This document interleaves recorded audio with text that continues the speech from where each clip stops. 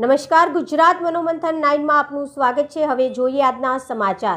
રાધનપુરના નાલંદા વિદ્યાલય ખાતે વસંત ઉત્સવ યોજાયો। પાટણ જિલ્લાના રાધનપુર ખાતે નાલંદા વિદ્યાલયમાં શૈક્ષણિક કાર્યની સાથે બાળકોના સર્વાંગી વિકાસ માટે વિવિધ પ્રકારની સહઅભ્યાસિક પ્રવૃત્તિઓના પરિણામ સ્વરૂપ શાળાના વાર્ષિક ઉત્સવ વસંત ઉત્સવ ઉજવાયો હતો। જ્યાં વસંત ઉત્સવ કાર્યક્રમ દરમિયાન શિલ્ડ વિતરણ તેમજ સાંસ્કૃતિક કાર્યક્રમ અને વાર્ષિક અંક પ્રેરણા વિમોચન પ્રસંગે ઉપસ્થિત રહી વિદ્યાર્થીઓને ઉત્સાહ અને પ્રોત્સાહન આપવાના કાર્યક્રમના અધ્યક્ષ પરબતભાઈ ચૌધરી, પ્રમુખ વિવેકાનંદ વિકાસ મંડળ રાધનપુર સહિત મુખ્ય મહેમાન તરીકે રાધનપુરના ધારાસભ્ય લવિંગજી સોલંકી ઉપસ્થિત રહ્યા। તેમજ વિશેષ મહાનુભાવો દ્વારા વિદ્યાર્થીઓનું સન્માન અને શિલ્ડ આપી પ્રોત્સાહિત કરવામાં આવ્યા હતા। સંજીવ રાજપૂત સાથે અનિલ રામાનુજ, રાધનપુર। વિદ્યાલય દ્વારા દર વર્ષે આપણે વાર્ષિક ઉત્સવ કરીએ છીએ। આ વર્ષના વાર્ષિક ઉત્સવનું નામ હતું વસંતોત્સવ।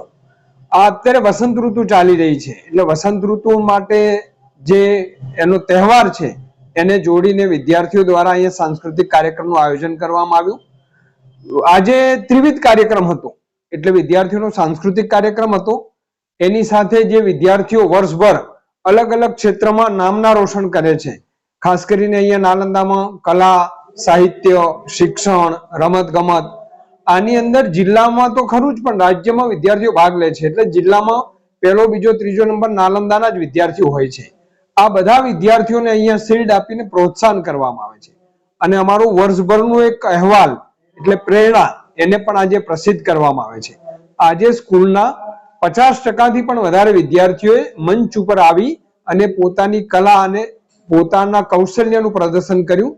કુલ 20 જેટલા વિવિધ કાર્યક્રમોમાં લોકગીત, ગરબા, નૃત્ય, અભિનય, વક્તૃત્વ, લગ્ન ગીત, આ પ્રકારના વિવિધ કૃતિઓ વિદ્યાર્થીઓ દ્વારા અહીંયા રજૂ કરવામાં આવી અને ખૂબ જ મોટા પ્રમાણમાં વિદ્યાર્થીઓને પ્રેરણા આપે।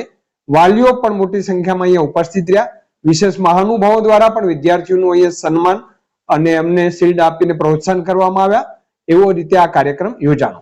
ધન્યવાદ। શું નામ આપનું ને હોદ્દો? હું રમેશભાઈ ચૌધરી, અહીંયા સ્કૂલમાં આચાર્ય।